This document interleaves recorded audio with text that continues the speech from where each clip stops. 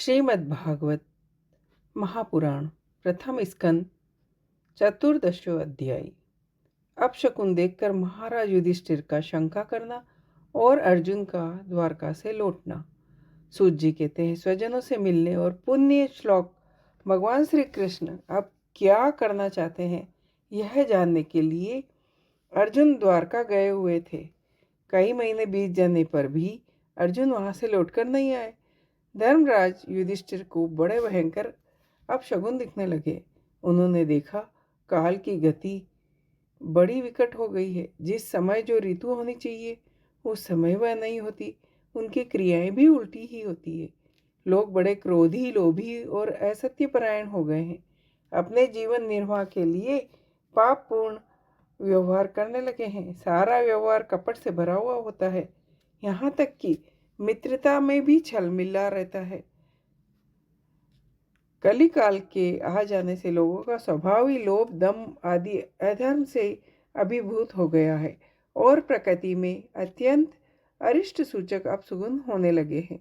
यह सब देखकर युधिष्ठिर अपने छोटे भाई भीमसेन से कहा।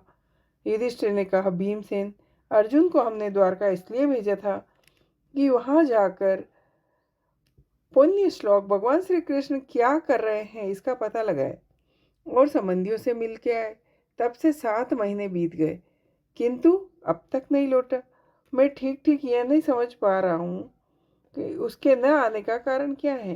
कहीं देवशी नारद के बतलाए हुए वहाँ समय तो नहीं आ पहुँचा जिसमें भगवान श्री कृष्ण अपने लीला विग्रह का संवरण करना चाहते हैं। उन्हीं भगवान की कृपा से हमें यह संपत्ति प्राप्त हुई है। भीमसेन, तुम तो मनुष्यों में व्याघ्र के समान बलवान हो। देखो तो सही, आकाश में उल्कापात आदि, पृथ्वी में भूकंप आदि और शरीर में रोग आदि कितने भयंकर अपशगुन हो रहे हैं।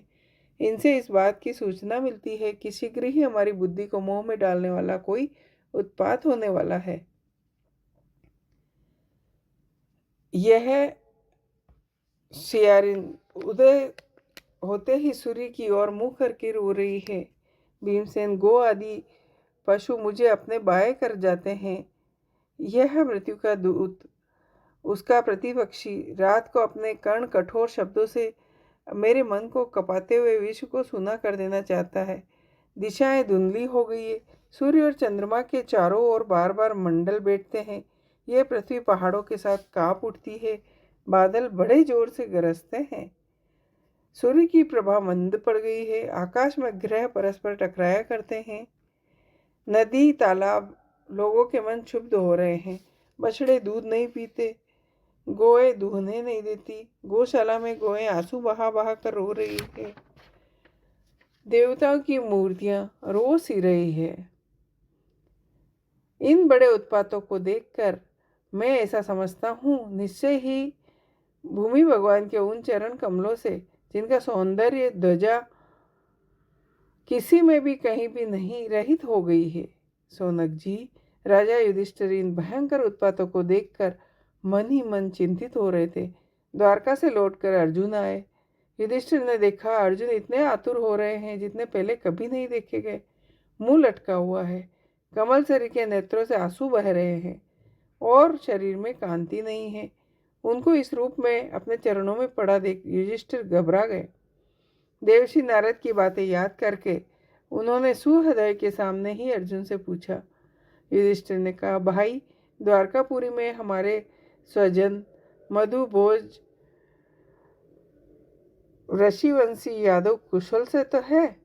हमारे माननीय नाना सूरजैन जी प्रसन्न है। अपने छोटे भाई सहित मामा वासुदेव जी कुशल पूर्वक है। उनकी पत्नियां हमारी मामी देवकी आदि 7 बहनें अपने पुत्रों और बहुओं के साथ आनंद से तो है। जिनका पुत्र कंस बड़ा ही दुष्ट था, वे राजा उग्रसेन अपने छोटे भाई देवक के साथ जीवित तो है। अधिक उनके पुत्र कृतवर्मा, अक्रूर, जयंत, गद, सारण तथा शत्रुजीत आदि यादव वीर सकुशल है। यादवों के प्रभु बलराम जी तो आनंद से है। वंश के सर्वश्रेष्ठ महारथी प्रभु सुख से तो है। युद्ध में बड़ी ही फुर्ती दिखाने वाले भगवान अनिरुद्ध आनंद से है।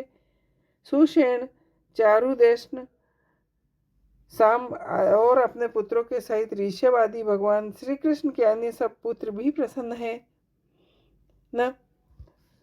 भगवान श्री कृष्ण के सेवक रुद्रदेव, उद्धव आदि दूसरे सुनन, नंद आदि प्रधान यदुवंशी जो भगवान श्री कृष्ण और बलराम के बाहुबल से सुरक्षित है, सब के सब सकुशल है न। हम अत्यंत प्रेम करने वाले वे लोग कभी हमारा कुशल मंगल भी पूछते हैं।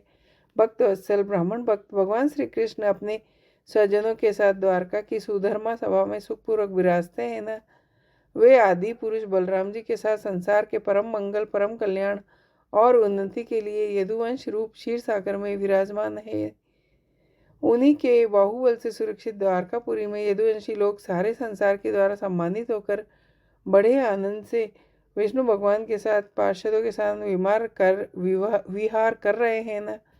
सत्यभामा आदि 16,000 रानियां प्रधान रूप से उनके चरण कमलों की सेवा में रत रहकर उनके द्वारा युद्ध में इंद्र आदि देवताओं को भी हराकर इंद्राणी के भोग योग्य उन्हीं की अभिष्ट परिजातादि वस्तुओं का उपभोग करती है।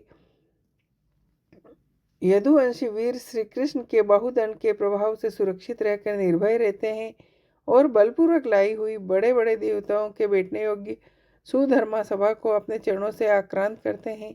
भाई अर्जुन, यह भी बताओ कि तुम स्वयं तो कुशल से हो, मुझे तुम श्रीहीन से दिख रहे हो। वहाँ बहुत दिनों तक रहे, कहीं तुम्हारे सम्मान में कोई कमी तो नहीं? किसी ने तुम्हारा अपमान तो नहीं कर दिया? कहीं किसी ने दुर्भावपूर्व अमंगल शब्द आदि के द्वारा तुम्हारा चित्त तो नहीं दुखाया? तुम सदा शरणागतों की रक्षा करते आए हो। कहीं किसी भी ब्राह्मण, बालक, गो, बूढ़े, रोगी, अबला या अन्य किसी प्राणी का जो तुम्हारी शरण में आया हो तुमने त्याग तो नहीं कर दिया? कहीं तुमने अगम्य स्त्री समागम तो नहीं किया? कहीं मार्ग में अपने से छोटे या बराबरी वालों से हार तो नहीं हुए? या भोजन कराने योग्य बालक और बूढ़ा को छोड़कर तुम अकेले ही तो भोजन नहीं कर लिया? मेरा विश्वास है कि तुमने ऐसा कोई निंदित काम तो नहीं किया होगा जो तुम्हारे योग्य न हो न हो। अपने परम प्रियतम अभिन्न हृदय, परम सुहृदय भगवान श्री कृष्ण से तुम रहित हो गए हो। इसी से अपने आप को शून्य मान रहे हो। इसके सिवा दूसरा कोई कारण नहीं हो सकता जिससे तुमको इतनी मानसिक पीड़ा हो। इति श्रीमद्भागवते महापुराणे पारमहंसाय संहिताय प्रथम स्कंदे युधिष्ठिर वित्त को नाम 4 अध्याय। जय हो।